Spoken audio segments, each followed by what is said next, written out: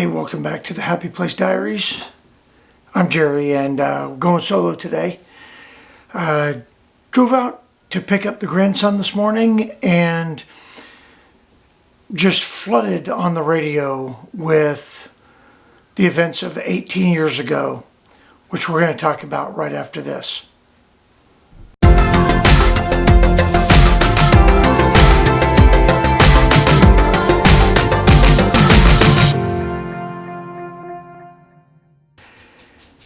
You know, there's a great song by Alan Jackson called "Where Were You When the World Stopped Turning?"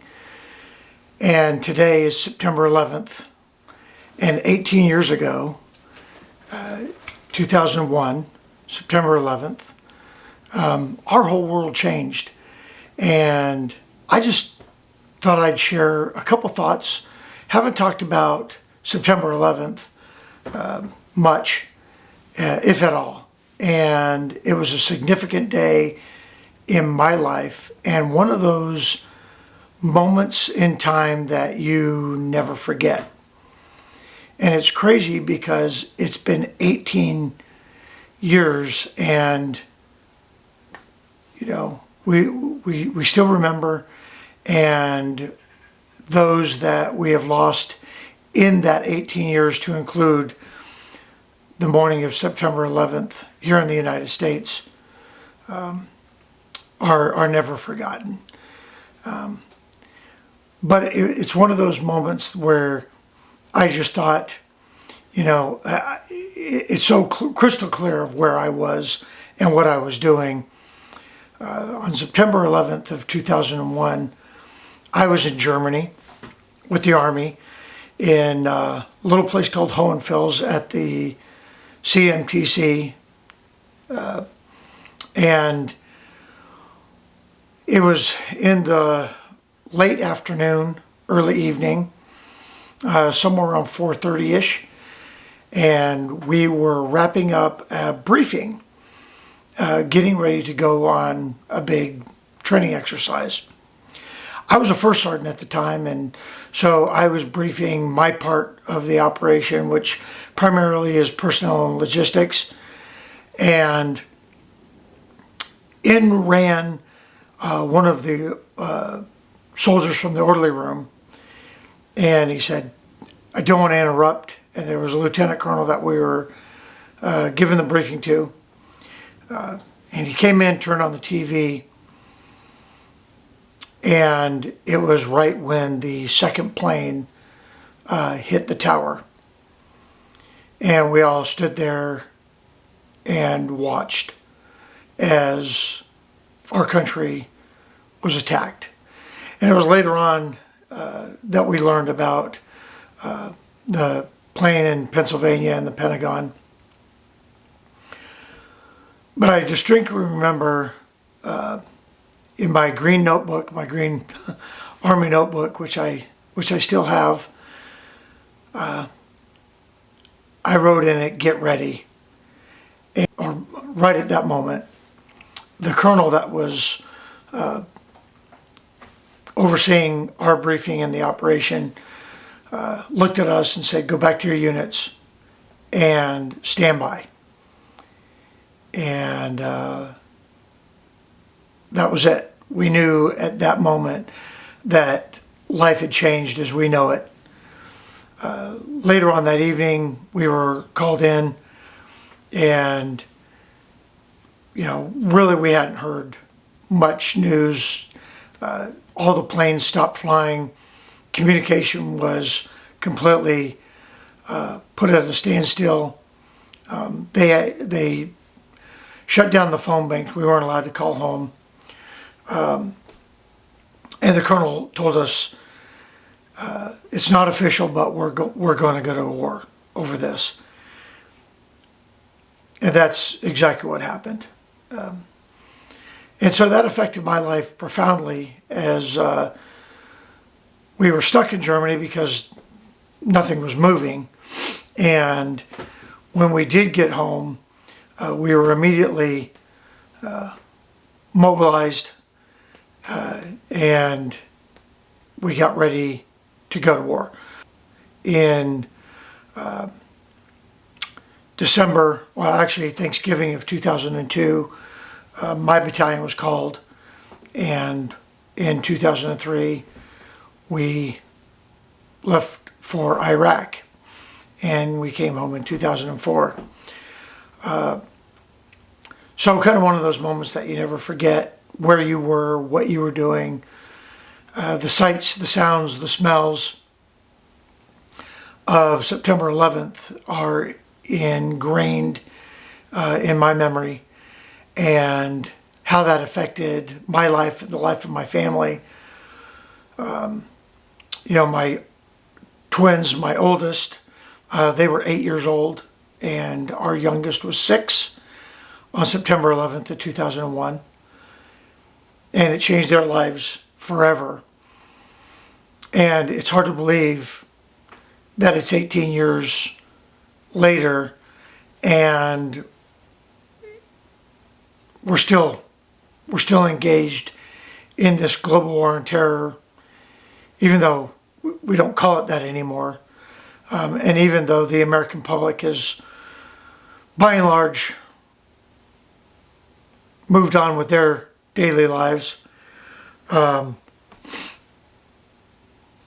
we've been a nation at war for quite some time now. And my oldest son spent a year in Iraq. That 8-year-old spent a year in Iraq with the Army because of September 11th, 9/11. And it just kind of opened up the box for us to go out and take terrorism head on. And I won't get political, because whether you like it or not, terrorism exists in the world, and somebody's got to fight them. And it's better to fight them in their home than have another September 11th, 2001 in our home. And whether you agree or disagree, it really doesn't matter. The fact is that there are evil people in this world, and they want to do harm. And as long as there's good people in this world that want to go toe-to-toe with them, then we'll continue to do so until they're all gone. And I really have no qualms about saying that. Terrorism is just plain evil, and I don't care what the terrorist cell is, whether that's Al-Qaeda or the Mujahideen or the Maida Bonhoeff gang. It doesn't matter to me. They want to hurt us, and they proved that over and over again. And September 11th was that moment in time where they smacked us right in the mouth, and we can't let that happen again. And so I just wanted to take today and kind of share with you where I was September 11th in 2001, and kind of my feelings that followed that.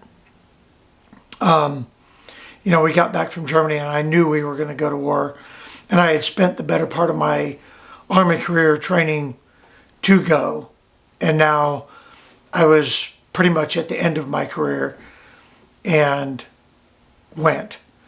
Right or wrong, what we did was right, and in answering that call. And I honor all of those soldiers that went and raised their hand from that moment. September 12th was, and I never got to see it because I was gone.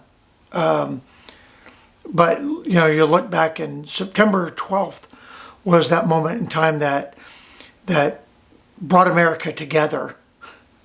And boy, I never want to see another attack on America.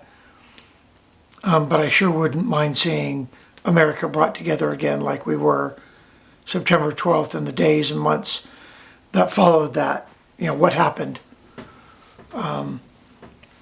Again, like I said, America's moved on. By and large, I don't think America really felt the sting of terrorism other than September 11th. And there's a lot of people that have paid the ultimate sacrifice because of September 11th and Operation Enduring Freedom and Iraqi Freedom and the operations that followed to make sure that parts of the world became stabilized, and we brought the fight to Al Qaeda and other terror cells that really needed to be dealt with. Not a religious thing. These are fanaticals that just want to hurt, and I wish they would all just go away.